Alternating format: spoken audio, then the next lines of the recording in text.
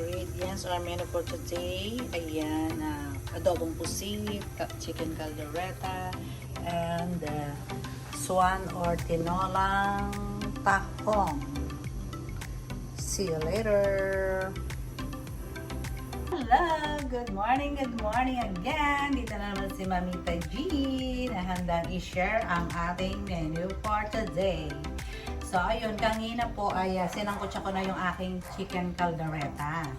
Ayan po, nandito na siya nakasala. Ay, sorry naman, hindi ko na kayo nakumusta agad. So, again, kumusta sa aking mga Madam Suki dyan. Blessed Thursday na po. Naku, napakabilis talaga ng araw ng mga Madam.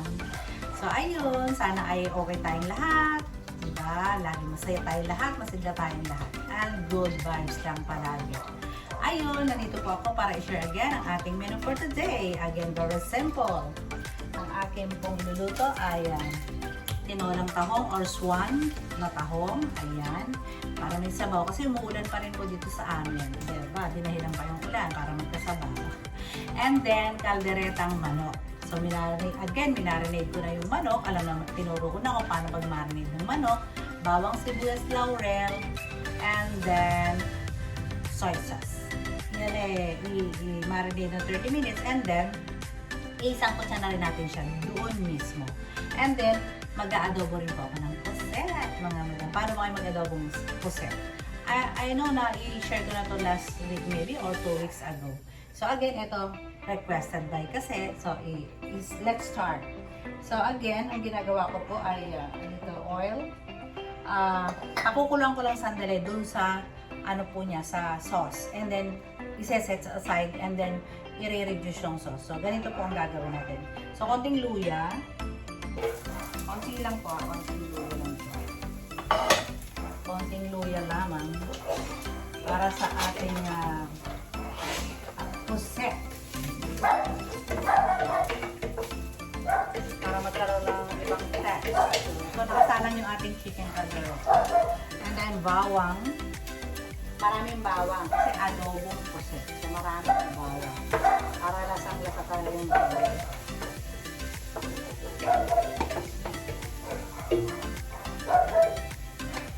So, alam nyo na, lagi kailangan golden brown ang bawang. Ayoko ng puti, ayoko lumulutang-lutang. Alam nyo naman yung mga madam. Medyo matrabaho po ang pusit. Kasi isang kulo, hahanguin ko siya para wag po maging rubberized. Iyan po yung ginagawa.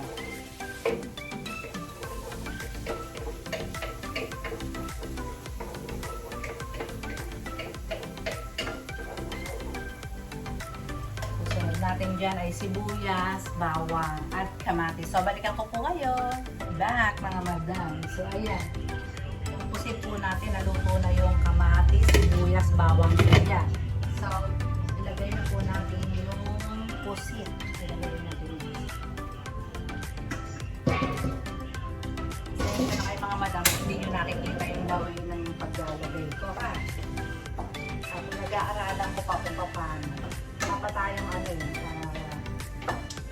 dito, camera na dalawa. Dapat dalawa siguro yung camera. Sadyasan nyo nga ako. Sadyasan nyo nga ako ng para makita nyo yung Okay, ginagawa nyo iba, no? Para mapag-aaralan din natin. So, yung aking pakukulang muna natin isang kulo yung pusit ko, ha? Yung adobong pusit. So, dito tayo sa apritadang manok. Ilagay na natin ang dahil sangkutsado na yung manok, lalagay na natin yung patatas, carrots, and bell pepper.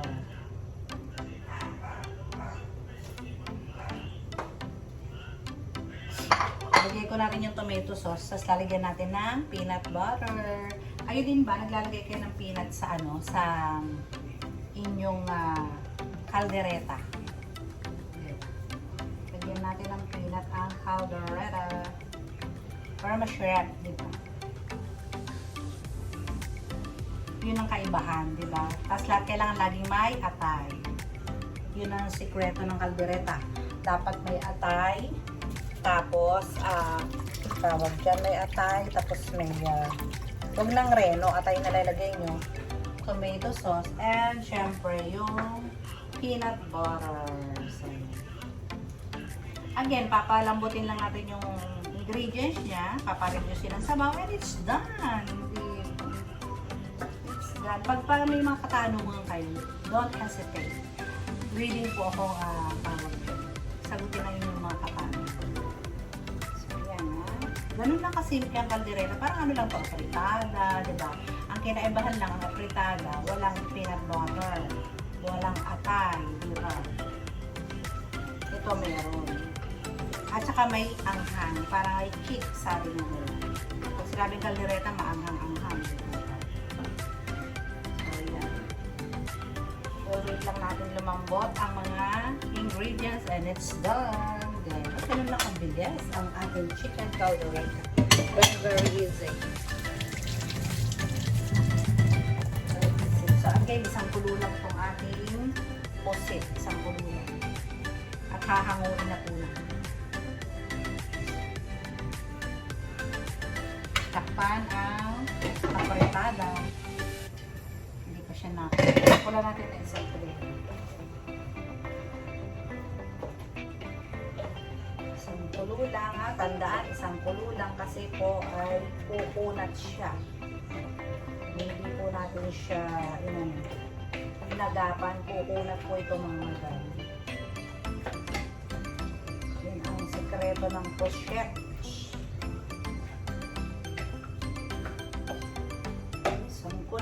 And it's done. Diba? Hanya na natin siya timplahan pagka nahango na natin yung sabaw mismo. So, ayun lang. Diba? Bilis-bilis sa balikan ko kayo. Hello again. I'm back. So, ayun. Again, pinapareduce na natin ang sabaw ng ating chicken caldereta. Ngayon, yung ating pong pusit ay tinanggal ko na. Yan. Isang kulo, hinango ko na po siya. And then, yung sabaw ay i-reduce natin. Pag pinakuloan nyo po yung pusit, pagkagisa, may sabaw. So, sasalain natin. Yun ang i-reduce natin. Lalagyan natin ng sugar, lalagyan natin ng oyster sauce, and vinegar. Pero dapat maraming kamatis naman. Para mas matamis at masarap siya talaga.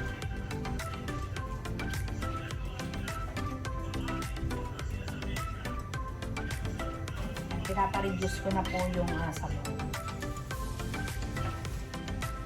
Reduce na natin. Tapos, kung gusto nyo naman ng tawag dyan, kung gusto nyo naman malapot-lapot ang sabaw, dahil ako paglinda kasi, so lalagyan ko siya ng sabaw at saka sugar para dumami yung sabaw. Sugar.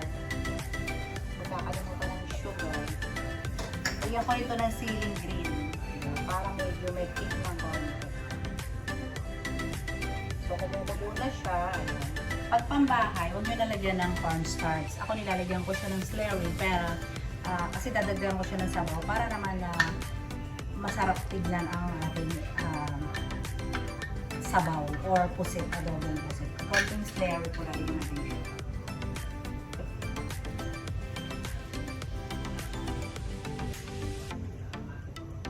Lumamot na siya, mga madam. Konti lang ilalagay natin.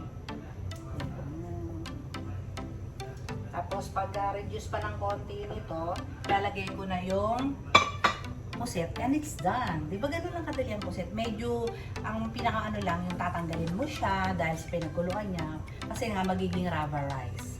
Pag sinunod niyo po yung aking procedure, hindi makunat po yung pusit niyo. Promise. Ayun, i-reduce ko lang ng konti yung yung ang pinakapanglasa niyo po dito, konting patis, toyo, and oyster sauce. Nasa sa inyo na po yan, kaya hindi ko na po tinuturo yun kasi it depends sa ating panlasa. Siyempre, huwag kakalimutan ang black pepper, ang pepper, and ang laurel. Kanina nilagyan ko na po ng laurel. Lang yan. Gano'n lang siya kadali.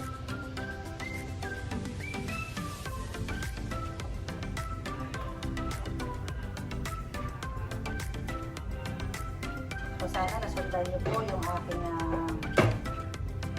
aking procedure ng pagluluto niya. So, ito, yung aking caldereta is malapit lang matapos. Babalikan ko kayo para sa ating tahong na tinola. again. So, ito na tayo sa ating tinolang tahong. So, again, luya, bawang. Naluto ko na po, guys. Na-brown ko na po yung bawang. And then, sibuyas. Luya, bawang, ako na. Ito yung very simple. Kahit nakapikit, kaya nito. Sobrang simple lang. Kasi din, kailangan isang kulo lang din yung tahong. Alam nyo na, di ba? Dapat ay, hindi pa yung Sprite pala. Siyempre, lagi may Sprite para, di ba? Masarap. Sprite dapat meron. Lutong-luto ang sibuyas, bawang, lagi kong binibilin para malasa ang ating pagkain. Huwag magmamadali. Lutong-luto. Kasi, lagyan din natin ng konting margarine para mas malasa siya. Margarine, diba? Para mas swak ang lasa. Pwedeng dairy cream. Sprite, naglalagay ng Sprite here. Added lasa, umami, sabi niya. Chef Arnie, umami.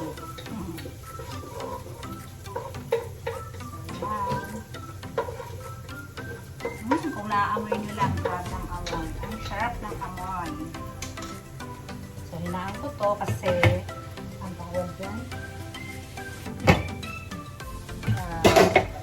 Nakababad sa tubig ang aking tahong. Always nakababad yan para syempre ang mga everything ay mawala. Ang dami ito mga madam. Super dami.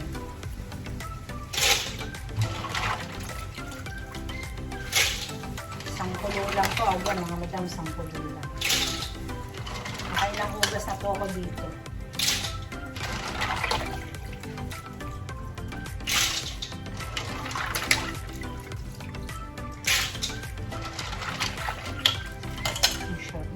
Wow!